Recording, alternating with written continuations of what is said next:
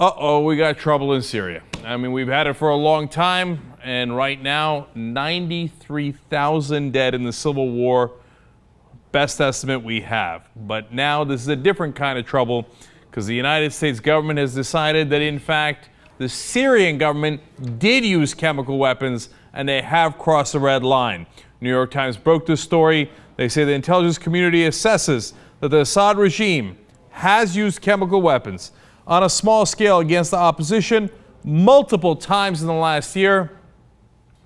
They say that about 100 to 150 people were affected by that. And they go on to say that our intelligence community has high confidence in that assessment given multiple independent streams of information. So that is different than what they were saying before. Before they were saying varying degrees of confidence. Now they are saying high confidence. In fact, now the president is indicating, or at least his administration is, that they will begin to give assistance to the rebels. Now the rebels are in a lot of trouble. Recently they lost the strategic city of Qusair, and now some are speculating that perhaps we've come to a certain degree of certainty, whether it's the United States, Britain, France, etc. It's because the rebels are on the verge of collapse, and we need to get them some sort of assistance. So I don't know if that's the case. Now, behind the scenes, President Bill Clinton talking a very tough game, saying that Obama's got to step up, agreeing with John McCain. And he was at a gathering with him, pointed to him, and said he agreed with him. He also said this. He says, sometimes it's best to get caught trying as long as you don't overcommit, meaning we've got to do something in Syria as long as, I interpret that to mean there isn't ground troops. He went on to say, some people say, look, okay, see what a big mess this is? Stay out. But he says, I think that's a big mistake. I agree with you about this, pointing to John McCain. And then he says, look, you've got to be a person that's taking bold action here. You can't stay on the sidelines and blame the polls later. He says, quote, there was a poll in the morning paper that said 80% of you were against it.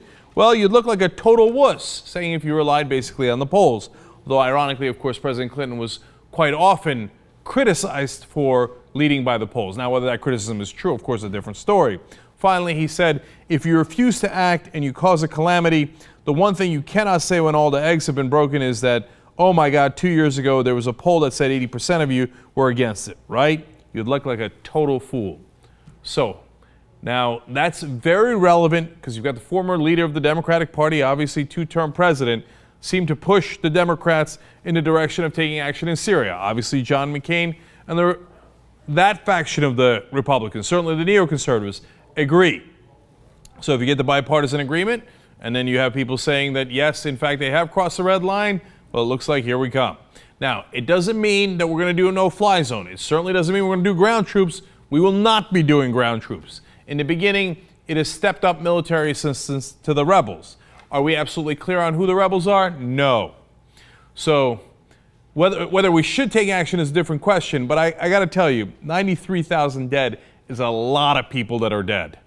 And it's a really tough question. Who wants to get involved in another war in the Middle East? Why is America the self-anointed cops of the world?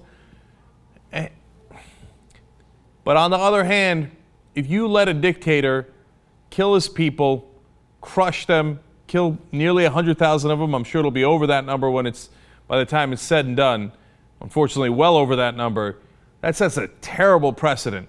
If you've got no oil underneath your ground, don't worry, you can kill anybody you like and get away with it. Now, if there's oil, well, that's a whole different story. We'll definitely be coming for you / your oil.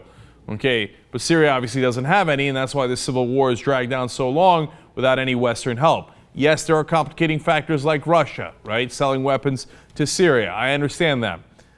But when you look at the whole picture, I would do assistance to the rebels, and I would do a no-fly zone. I think that our air power in Libya was effective, combined with NATO, of course. It's not a panacea, but it's better than no assistance that we've given to the rebels. If things go as they are, Assad's brutality and even the use of weapons of mass destruction will wind up working to his benefit and to his advantage, and I find that unacceptable.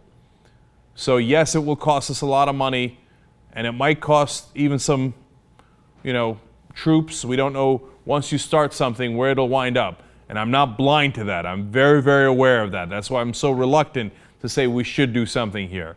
But it's time that we help the Syrian people.